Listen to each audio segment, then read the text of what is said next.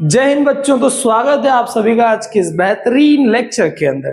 तो आज हम मजाक मजाक में पढ़ने वाले हैं लाइन्स एंड एंगल्स। लाइन आपको पता है बेटा, कहीं भी खींच दी जाए, ये मैंने खींच दी, इसको लाइन कहते हैं। एंगल आपको पता है? नहीं पता? मैं बता देता हूँ। दो लाइनों को एक वर्टेक्स से जोड़ दो तो जो बीच में फॉर्म हुआ उसे एंगल कहते हैं। इनको आप दो लाइन बोलो या नाम बोल दो इनका रे। दो रे जहां पे जुड़ती है वहां पे एक एंगल फॉर्म होता है। तो इस प्रकार शुरू होता है हमारा चैप्टर नंबर 6 क्लास 9। तो शुरू करते हैं हम लोग। बच्चे लोग, आप सभी को पता है मास्टर एनके इज हियर, तो don't take fear bro. Fear नहीं करना किसी चीज का, क्या और स्पेशल मैथ्स का तो कोई फियर रखना ही नहीं है अपने को। चलो तो चलते हैं, अपन बढ़ते हैं अपने क्वेश्चंस पे। बेसिक टर्म्स की बात कर लेते हैं। सबसे पहले लाइन पढ़ो। ये तो क्या है, सीरियल मत देखो भाई, अपने को क्या पढ़ना वो देखो। लाइन, मैंने अभी लास्ट जो चैप्टर पढ़ाया था उसमें बताया था कि लाइन क्या होती। लाइन वो चीज है, जैसे मैंने तुमको बोल दिया लाइन खींच दो, बस आपने ये तो नहीं बोला कि सर कितनी बड़ी खींचनी है, इतनी बड़ी खींचे, इतनी बड़ी खींचे, इतनी बड़ी खींचे, इधर खींचे, किधर खींचे, कहाँ खींचे, क्या खींचे। लाइन खींचो भाई। लाइन, लाइन का सिंपल मीन होता है a straight path extending infinitely in both direction. एक ऐसी लाइन वो होती है जिसे दोनों साइड पे इनफाइनाइटली एक्सटेंड किया जा सकता हो। इधर को भी उसे जहां तक चाहे वहां तक ले जा सकते हो, इधर को भी जहां तक चाहे वहां तक ले जा सकते हो, उसको लाइन कहते हैं। इसके दोनों के दोनों सिरों पे ऐसे एरो लगे होते हैं, इससे समझ में आता है ये एक लाइन है। इसको इधर भी बढ़ा सकते हैं, इधर भी बढ़ा सकते हैं। इस लाइन का अगला पार्ट बनता है लाइन सिगमेंट। अब सिगमेंट जुड़ गया। सिगमेंट मतलब जिसमें एंड पॉइंट फिक्स है कि भाई इस पॉइंट से शुरू करोगे और इस पॉइंट तक लेके जाना। जैसे मैं आपको एग्जांपल देता हूं, 5 सेंटीमीटर का लाइन सिगमेंट खींचो। जब भी लाइन सिगमेंट खींचने के लिए बोला जाएगा तो उसमें आपको लेंथ बताई जाएगी, कितनी लेंथ का खींचना है, ठीक है ना। लाइन खींचने के लिए बोलेंगे तो केवल लाइन खींचने के लिए बोल देंगे भाई लाइन खींच दो। कितनी लंबी खींचनी है ये तो बताओ। ये कब बताएंगे? जब लाइन सिगमेंट खींचने के लिए बोलेंगे। जैसे अभी मैं आप सबको बोलूं, सब अपनी अपनी कॉपी में 8 सेंटीमीटर का लाइन सिगमेंट बनाओ, तो आप सब ऐसे बनाओगे, सर ये 8 सेंटीमीटर, ये पॉइंट ए, ये पॉइंट बी, ये लो सर, ये हो गया लाइन सिगमेंट। भाई ये लाइन सिगमेंट हो गया है ना। सबकी कॉपी में 8 सेंटीमीटर का सेम रहेगा, सेम लेंथ रहेगी, है ना। लेकिन अगर मैं बोलूं कि लाइन खींचो, सब अपनी अपनी कॉपी में एक लाइन खींचो, कोई इतू सी बड़ी खींच देगा, कोई इतू बड़ी खींच देगा, कोई कितू बड़ी खींच देगा। मतलब समझ रहे हो ना आप? समझो उस बात को। चलो बस समझ गए आई थिंक। रे, रे क्या होता है? रे ये होता है बेटा जिसमें एक पॉइंट ना फिक्स होता है, दूसरा पॉइंट फिक्स नहीं होता। दूसरे पॉइंट में जहां तक हम चाहे वहां तक बढ़ा सकते हैं। सबसे अच्छा एग्जांपल बताता हूँ, सूरज दादा को देखते हो, तो सुबह सुबह जब आप उठते हो, ब्रश करने के लिए जाते हो बाहर, तो सूरज दादा की, अभी गर्मियां चल रही, तड़कती भड़कती जो धूप आती है, रे आती है सूरज दादा से, है ना। तो सूरज दादा यहाँ कहीं फिक्स है ना। ये सूरज दादा हो गए हमारे सन, और यहां से रे आ रही है। यहां से क्या आ रही है भाई? रे आ रही है ना। इस साइड में रे बढ़ती जा रही है, लेकिन सूरज दादा तो फिक्स है, वहीं से रे आ रही है ना। सर बढ़ती कैसे जा रही है? वो तो धरती पे आके रुक जा रही है। नहीं भाई, तूने छत बना दिया तो आपकी छत पे रुक गई, आपने छत हटा दिया तो फर्श पे आ गई, फर्श पे हटा दिया, कुआं कर दिया तो कुएं के अंदर चली गई। मतलब वो पॉइंट तो फिक्स है जहां से वो आ रही है, लेकिन वो पॉइंट फिक्स नहीं जहां वो जा रही है। यानी कि एक पॉइंट आपका फिक्स रहेगा, दूसरा पॉइंट फिक्स नहीं है, उधर आप एरो लगाओगे, एक तरफ फिक्स पॉइंट, इसे बोलते हैं बेटा रे। अब आप बोलोगे सर सीधा सीधा ही बोल देते, बेटा सीधे में क्या, फिर याद नहीं रहता। सूरज दादा की मदद से आप याद रख पाओगे। चलो आगे बढ़ते बेटा। तीनों चीजें हो गई। एंगल अभी आपको जो समझा दिया था, चैप्टर के नाम में ही एंगल समझा दिया था मैंने, कि जब भी एक रे और दो रे सेम वर्टेक्स से निकले तो उनके बीच में जो फॉर्म होता है उसे ही कहते हैं एंगलवा। क्या कहते हैं बिटवा? एंगलवा कहते हैं, इसे ही एंगलवा कहते हैं, ठीक है। चलो आगे समझते हैं। कोलिनियर पॉइंट का होते हैं और नो कोलिनियर पॉइंट का होते हैं। आज मैं तुमको सब कुछ बताऊंगा, बिहारी लैंग्वेज में बताऊंगा भाई। कोलिनियर पॉइंट, कोलिनियर पॉइंट मतलब एक ही लाइन पे 2-3 पॉइंट, 4 पॉइंट, मतलब 3 पॉइंट एटलीस्ट, क्या 2 पॉइंट तो होते ही हैं एक लाइन। 3 पॉइंट बना दिए मान लो आपने, 1 2 3, ये एक ही लाइन पे आ रहे तो इसे कोलिनियर बोलेंगे। 1 2 3 ये एक लाइन पे नहीं आएंगे कभी भी, तो इसे नॉन कोलिनियर पॉइंट्स कहेंगे। दैट्स इट, इतना ही जानना था हमें इन चीजों के बारे में। चलो आगे बढ़ते हैं ना। आगे बढ़ते हैं तो टाइप्स ऑफ एंगल की बात करते हैं हम। एंगल्स, इसको समझना ध्यान से, देखो बहुत ना कंफ्यूजन होता है बच्चों को। तो एक्यूट एंगल क्या, ऑब्ट्यूज एंगल क्या है। वैसे 6-7 का मैथ से कोई दिक्कत नहीं, 9th में पढ़ रहे हैं, ठीक है बेटा। एक्यूट एंगल, एक्यूट एंगल मतलब वो एंगल जो 90 डिग्री से कम है, 0 डिग्री से ज्यादा, 90 डिग्री से कम है। इसको मैं अपनी लैंग्वेज में समझाता हूँ, देखो बेटा। जो बच्चा होते हैं ना, जब वो क्या बोलते हैं उसको, NLU, नर्सरी LKG UKG से लेके तो जो 5th तक का बच्चा होता है वो कैसा होता है, क्यूट होता है। कैसा होता है, क्यूट, नुन्नू मुन्नू, है ना, तो वो क्यूट होता है। तो ये क्यूट बच्चा है ना।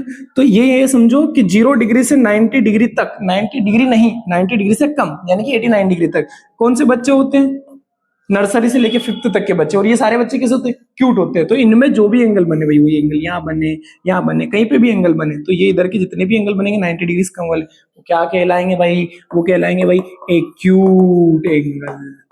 क्यों कहलाएंगे, क्योंकि ये जो सेक्शन है किसका सेक्शन है, नर्सरी से लेके 5th तक का। और वहां के नर्सरी से 5th तक के बच्चे कैसे होते हैं, क्यूट होते हैं। क्यूट होते हैं भाई, लोग क्यूट होते हैं, इसलिए ये एंगल कैसे होंगे, क्यूट। अब आगे बढ़ते हैं।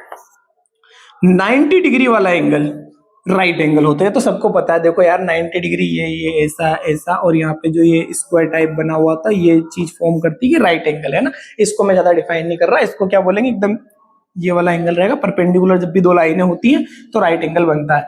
यहाँ पे ये रे और ये रे परपेंडिकुलर है तो राइट एंगल बन रहा है। ऑब्ट्यूज की बात करते हैं, भूलोगे नहीं बेटा, देखो भूलोगे तो है ही नहीं हम। ऑब्ट्यूज एंगल अब 90 डिग्री से ज्यादा और 180 डिग्री से कम। अब ये कौन सी क्लास आ गई भाई, ये आ गई 6 से लेके तो 12th तक। 6th में जब बच्चा आता है ना, तो उसको ना ऑब्जेक्ट मतलब वो आता है, क्या बोलते हैं यार उसको, ऑब्जेक्शंस आते हैं कुछ क्वेश्चनों पे। अरे सर ये ऐसा, मतलब ये x+y 7 कैसे हो गया सर, अरे सर ये y की वैल्यू k के बराबर क्यों है, ऑब्जेक्शंस आते हैं। तो जब ऑब्जेक्शंस आए मतलब ऑब्ट्यूज एंगल। 6 से 12 तक क्या आते हैं, ऑब्जेक्शंस आते हैं, तो ऑब्ट्यूज एंगल भाई 90 डिग्री से लेके कहां तक ऑब्जेक्शन आते हैं, 6th क्लास से लेके तो 12th क्लास, ठीक है। इसके आगे समझना कहानी। अब 12th क्लास में आने के बाद बच्चा इतना समझदार हो जाता है कि उसके घर में जो छोटे छोटे उसके भाई बहन होते हैं या पड़ोसी अंकल आंटी के बच्चे होते हैं, उनको वो अपना ज्ञान रिफ्लेक्स करता है, मतलब अपने ज्ञान से सिखाता है, बताने लगता है, समझाने लगता है। वैसे तुम्हारे जैसे होनहार बच्चे सीखते हैं, काम कर लेते हैं, बट हम समझते हैं 12th, आफ्टर 12th, है ना, आफ्टर 12th क्या होता है भाई, रिफ्लेक्स होता है ज्ञान। क्या होता है, ज्ञान रिफ्लेक्स होता है। तो ये जो 180 डिग्री है, ये पूरा कितना है बेटा, 180 डिग्री।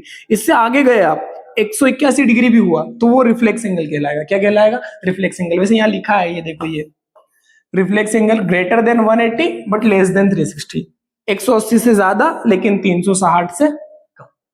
180 ज्यादा लेकिन 360 से कम, क्योंकि 360 से ऊपर जाएगा तो 1 रिवॉल्यूशन पूरा हो जाएगा, है ना। अब इसमें एक एंगल मैंने डिफाइन नहीं किया भैया, स्ट्रेट एंगल।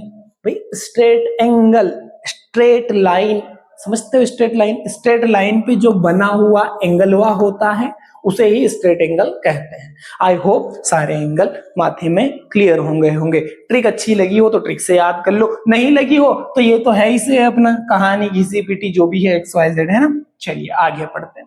Adjacent angle. अब एडजेसेंट एंगल क्या होता है, हिंदी में बोलूं तो पड़ोसी, हिंदी में बोलूं तो पड़ोसी, इंग्लिश में बोलूं share a common arm and vertex.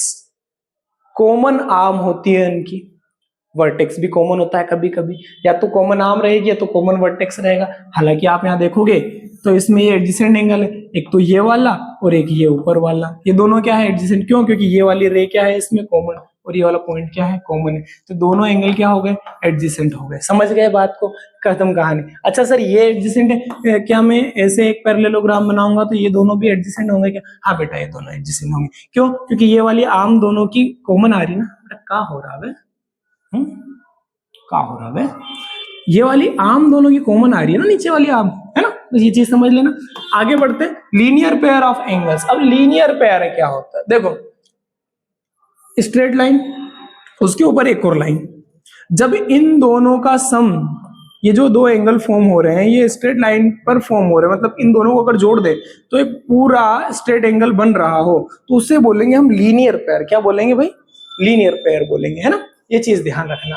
आगे बढ़ते हैं भैया, थ्योरम क्या, एक थ्योरम यहाँ पे याद रखनी है आपको, हालांकि ये मैं अगले पेज पे समझा दूंगा, फिर यहाँ आगे यहाँ समझा देते हैं। Vertically opposite angle are equal.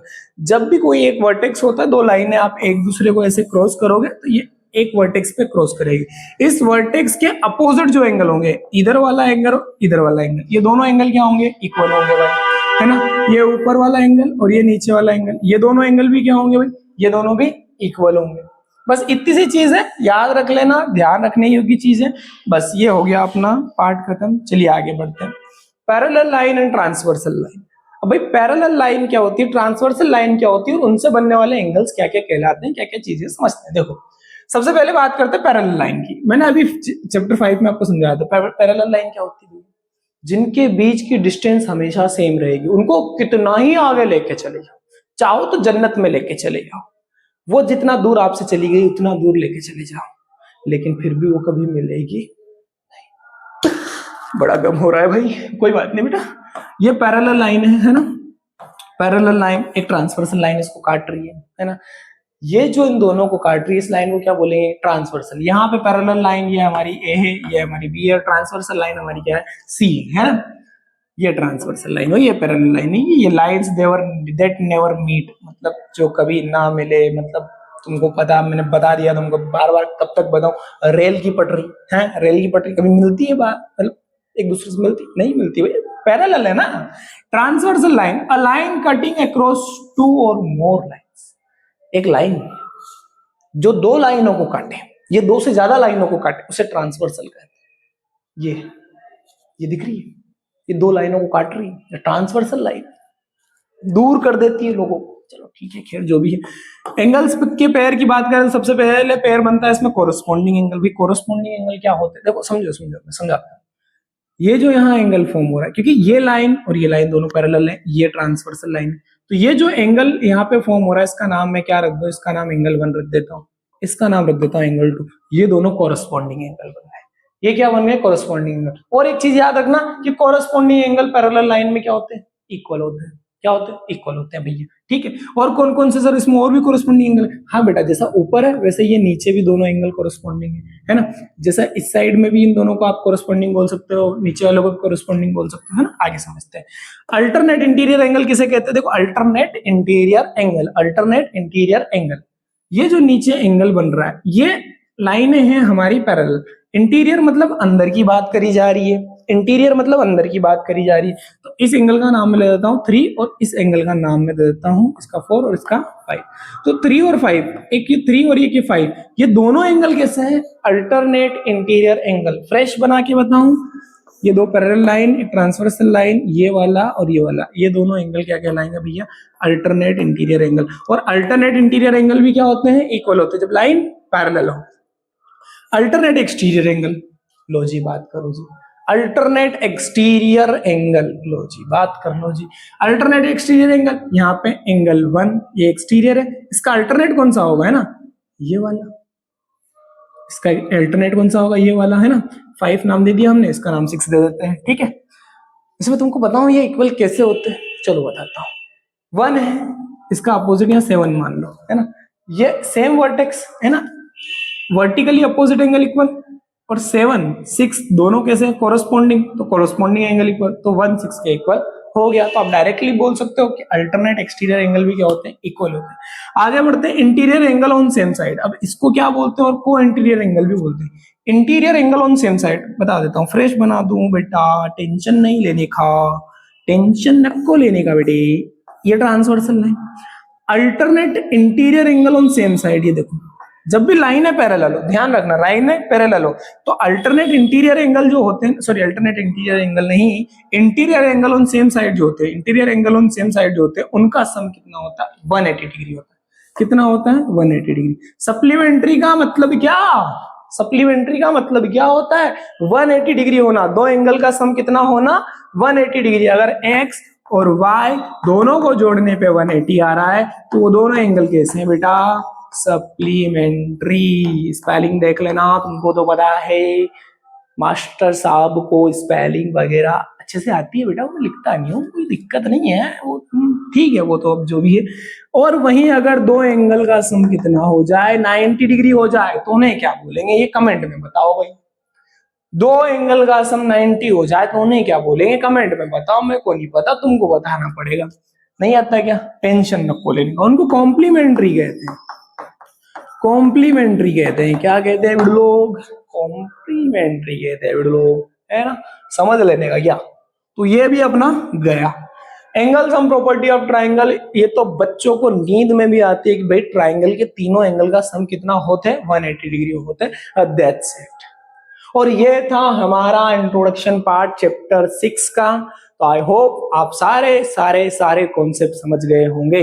अगर कोई कॉन्सेप्ट में कोई समस्याएं रही है, कोई पॉइंट ऐसा जो आपको समझ नहीं आया है, तो कमेंट सेक्शन में कमेंट कर दो, क्योंकि वो तो फ्री है ना भाई, है मैं वीडियो सेशन आपको उसका बना के दे दूंगा। बाकी वीडियो अच्छा लगा हो तो लाइक करना, अपने दोस्तों को शेयर करना। Thank you so much.